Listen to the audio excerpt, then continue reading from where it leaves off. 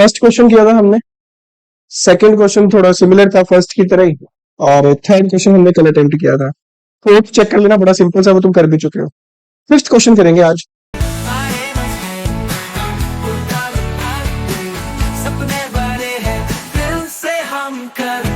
ध्यान से पढ़ना, ये इंपॉर्टेंट क्वेश्चन है। कुछ ट्रांजेक्शन्स हैं, अगर तुम बार बार उसको रिपीट करते रहो ना, तुम्हारे लिए अकाउंटिंग क्वेश्चन बहुत ज्यादा इजी बन सकता है। क्वेश्चन में ये लिखा हुआ है आपके पास, Mohit has the following transaction, prepare accounting equation. ये वाला हम पहले कर चुके हैं। इफेक्ट कैश में प्लस, दूसरा परचेज गुड्स फ्रॉम रोहित। जब भी आपके पास नेम लिखा आएगा, नेम लिखा आएगा तो गुड्स में तो आप प्लस करोगे ही करोगे। एक बिजनेसमैन ने अगर ट्रांजेक्शन में नाम लिखा हुआ है तो इसका मतलब है उसने क्रेडिट परचेज करे। क्रेडिट परचेज पर आपके आते हैं क्रेडिटर्स। ठीक है, तो इसको सोल्व करते हैं क्वेश्चन को।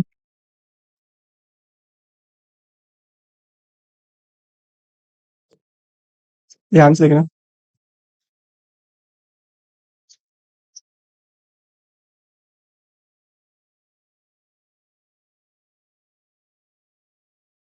वन टू फाइव क्वेश्चन के बीच में क्वेश्चन नंबर थर्ड इंपॉर्टेंट था, और एक ये वाला फिफ्थ क्वेश्चन भी इंपॉर्टेंट है, लिख लेना उसमें। सीरियल नंबर, ट्रांजेक्शन, एसेट्स जो होती है आपकी वो होती है लाइबिलिटी प्लस कैपिटल। पहली ट्रांजेक्शन बार बार आ रही है हर क्वेश्चन में, ये तो टिप्स पे हो जानी चाहिए तुम्हारे। Started business with cash, rupees कितना, 1 लाख, 1,75,000। कैश में प्लस करोगे 1,75,000, दूसरा प्लस करोगे कैपिटल। सेकेंड ट्रांजेक्शन, हाँ जी, परचेज गुड्स फ्रॉम रोहित, ₹50,000। जब भी आपके पास क्वेश्चन में नेम दिया होगा, इसका मतलब है आपने क्रेडिट परचेज करी है। Purchase goods from Rohit 50,000। Goods में प्लस करोगे क्योंकि बिजनेस में एक तो गुड्स आ रही है, और रोहित को आपने अभी पैसे देने हैं, रोहित आपके लिए बन जाएगा क्रेडिटर। लाइबिलिटी के नीचे आप लिखोगे क्रेडिटर, और अभी आपने मार्केट में जो पे करना है वो पे करना है, ₹50,000 पे करना है। इसके बाद आप लिखोगे न्यू इक्वेशन। न्यू इक्वेशन के अकॉर्डिंग हमारे पास जो कैश बचा है वो बचा है 1,75,000। गुड्स हमारे पास पड़ी है 50,000 की, मार्केट में अभी हमने पे करना है 50,000। 1,75,000 एज अ कैपिटल इन्वेस्टेड है हमारे पास। पॉइंट नंबर थर्ड,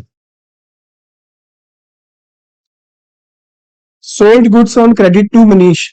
कॉस्टिंग है 75,000, सेल किया हमने 20,000 में। Sold goods to Manish, costing है आपके पास 17,500, सेल किया हमने ₹20,000। जब भी गुड्स आप सेल करोगे, ये बार बार रिपीटेड पॉइंट आ रहा है और ये काफी इंपॉर्टेंट पॉइंट है, जिसकी जितनी ज्यादा प्रैक्टिस करो उतनी कम है। 17,500 की गुड्स जा रही है आपके पास से, माइनस कर दो। बच्चे ज्यादातर गलती करते हैं, मिस्टेक करते हैं कि वो पढ़ते नहीं है इसको ध्यान से। चेक करो, नेम गिवन है इसमें। जब नेम गिवन है तो दैट मीन्स क्रेडिट पर सेल करिए हमने। जब क्रेडिट सेल करेंगे तो क्रेडिट सेल पे डेटर्स अराइज होते हैं। याद रखना, क्रेडिट परचेज पे क्रेडिटर, क्रेडिट सेल पे डेटर्स। और मार्केट से जो पैसा लेने जितने की हमने सेल करी है, डेटर्स के सामने आपने वो वाला अमाउंट लिखना है। तो 17,500 वाली गुड्स 20,000 में सेल करी है, 2,500 का प्रॉफिट हुआ है। प्रॉफिट को हम प्लस करते हैं कैपिटल में, प्रॉफिट प्लस करते हैं, इनकम प्लस करते हैं, एक्सपेंस माइनस किए जाते हैं। ये ट्रांजेक्शन लिखने के बाद आप लिखोगे न्यू इक्वेशन। न्यू इक्वेशन के अकॉर्डिंग हमारे पास कैश पड़ा है 1,75,000, 32,500 की गुड्स पड़ी है, 20,000 हमने मार्केट से लेना है, 50,000 मार्केट में अभी पे भी करना है, 1,77,500। ठीक है जी। फोर्थ, लो ध्यान से, purchase furniture for office use rupees 10,000। तो जब भी आप फर्नीचर परचेज करो, टाइपराइटर परचेज करो, कंप्यूटर परचेज करो, आप सामने वाली पार्टी को कैश तो देकर आओगे ही आओगे। परचेज फर्नीचर कितना था ये? Purchase furniture rupees 10,000। Basic transaction है कैश में से माइनस। फर्नीचर आपकी एसेट होती है, एसेट के नीचे एक अलग हेड बना दो फर्नीचर का, यहां लिखो 10,000। इस ट्रांजेक्शन का हमारी गुड्स पे कोई इफेक्ट नहीं पड़ेगा, डेटर्स पे कोई इफेक्ट नहीं पड़ेगा, लाइबिलिटी पे कोई इफेक्ट नहीं पड़ेगा, ना ही हमारी कैपिटल पे कोई इफेक्ट पड़ेगा। इस ट्रांजेक्शन के बाद हम लिखेंगे न्यू इक्वेशन। न्यू इक्वेशन के अकॉर्डिंग 1,65,000 तो कैश बचा भाई, 32,500 की गुड्स, 20,000 मार्केट से लेना है, 10,000 का फर्नीचर जिसपे हमारा कस्टमर आके बैठेगा या हम भी बैठ सकते हैं। मार्केट से अभी हमारा जो पैसा लगा हुआ है बिजनेस में, वो लगा हुआ है 1,77,500। ठीक है जी। इसके बाद हाँ, ये आई है जबरदस्त बढ़िया वाली एंट्री। यानी हर क्वेश्चन के ना, कुछ जैसे थर्ड क्वेश्चन था, उसमें थर्ड एंट्री में मार्क कर लेना, यानी थर्ड क्वेश्चन इंपॉर्टेंट तो है ही है, इसकी third entry very very important है। और फिफ्थ क्वेश्चन इंपॉर्टेंट तो है, इसका जो ज्यादा इंपॉर्टेंट है वो ये वाली है, E point, cash paid to Rohit in full settlement of his account. एक लाइन तो क्लियर है, चिल्ला चिल्ला के कह रहा है कैश पेड, तो 48,500 तो कैश में से माइनस में।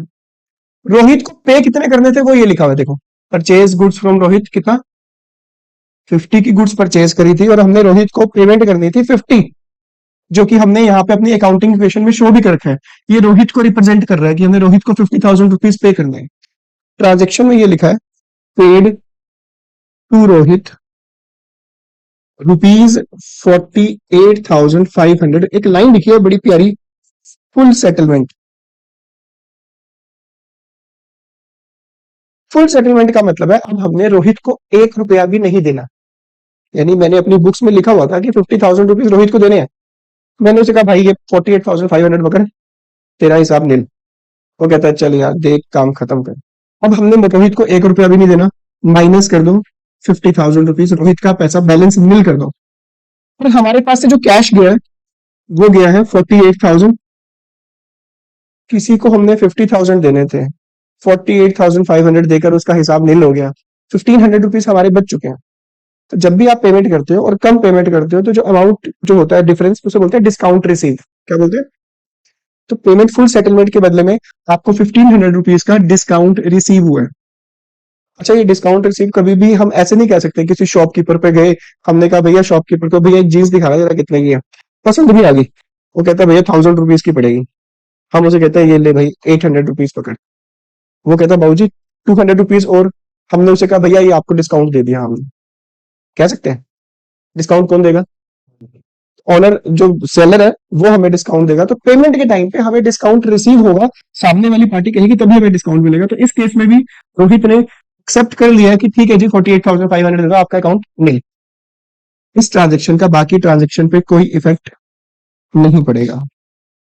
ये फिर हम लिखेंगे न्यू इक्वेशन। न्यू इक्वेशन के अकॉर्डिंग जो हमारे पास कैश बचा है वो बचा है 1,16,500, 32,500 की गुड्स, 20,000 रुपीज मार्केट से लेने हैं, 10,000 का फर्नीचर।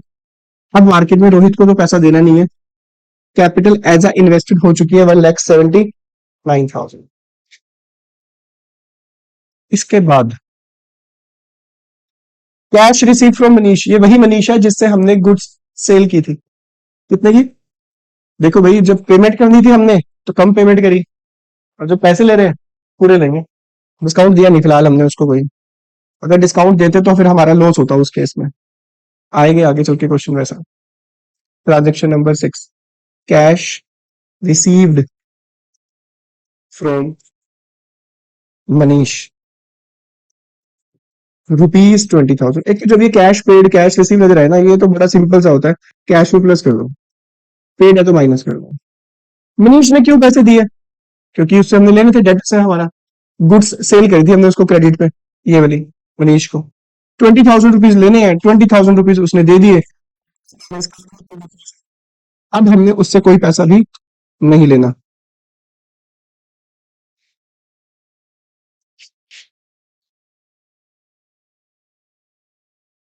इसके बाद आप लिखोगे न्यू इक्वेशन। न्यू इक्वेशन के अकॉर्डिंग जो हमारे पास कैश बचा है वो है 1,36,500।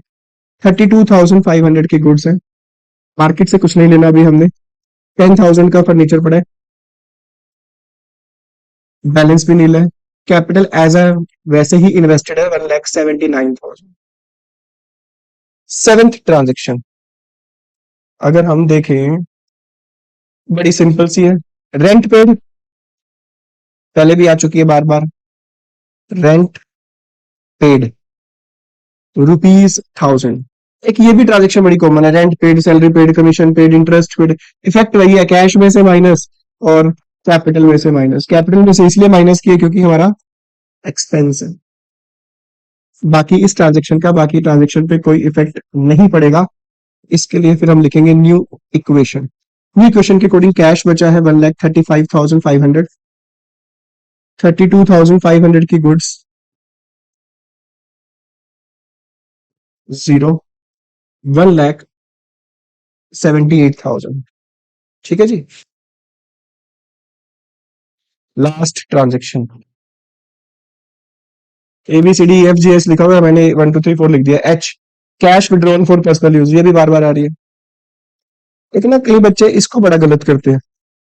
वो सोचते हैं कि कैश विड्रू किया, हमारे पास कैश आ रहा है।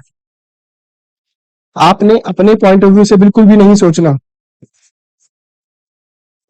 आपको ये सोचना है कि बिजनेस में से कैश आ रहा है या जा रहा है। बिजनेस में से पैसा विड्रॉ किया, 33,000 रुपीज कैश में से माइनस।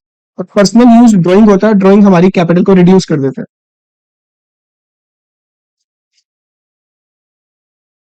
इस ट्रांजेक्शन के दो ही इफेक्ट पड़ेंगे, बाकी हर ट्रांजेक्शन पे इफेक्ट पड़ेगा जीरो।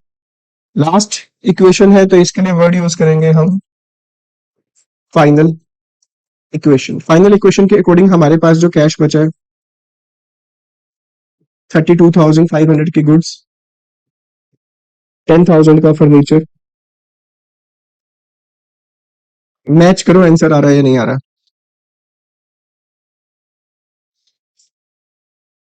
यही आ रहा है। कैश 1,32,500 है। गुड्स या स्टॉक भी लिख सकते हो इसको। और डेटर्स एंड कैपिटल।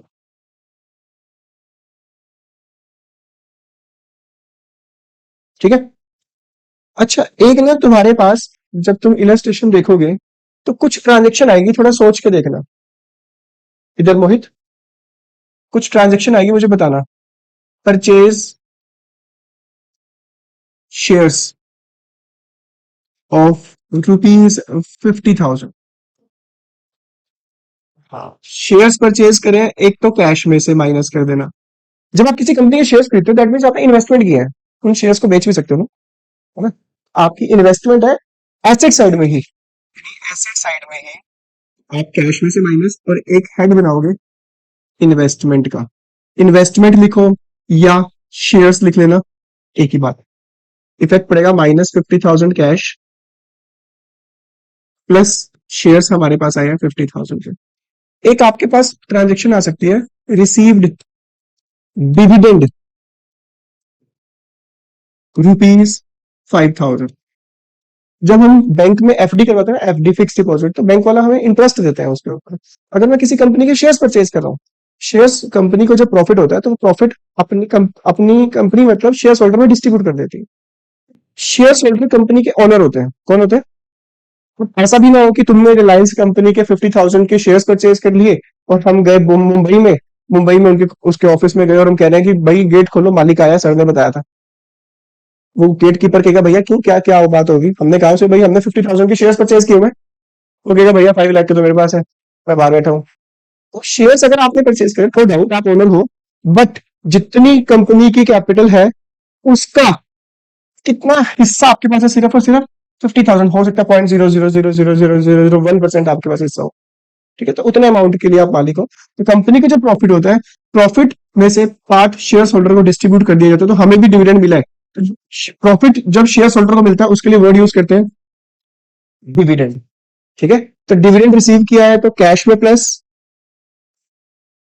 5,000 दूसरा इनकम है आपकी, कैपिटल में प्लस किया जाएगा 5,000। तो receive interest, receive dividend, receive rent, receive commission, cash में प्लस और है कैपिटल में प्लस। ठीक है, ये वाली चीजें आएंगी आपके पास। अच्छा एक चीज बताओ, ऐसा लिखाओ, sold goods costing rupees 10,000, sold at rupees 9,000। Name लिखा नहीं, क्रेडिट भी नहीं लिखा, सिंपल सा मतलब है कैश में सेल किया। और अगर कैश में सेल किया है तो आपको एक तो कैश में करना है प्लस, कितना कैश आया तुम्हारे पास, 9,000 कैश में प्लस। गुड्स आपके पास चली गई, कॉस्टिंग माइनस करते हैं। इस बार मैंने 10,000 वाली गुड्स 9,000 में सेल करी है, 1,000 का मुझे लॉस हुआ, लॉस को कैपिटल में से माइनस किया है। ठीक है, तो ये चीजें ध्यान रखना, ये इलस्ट्रेशन में आएंगी आपके पास।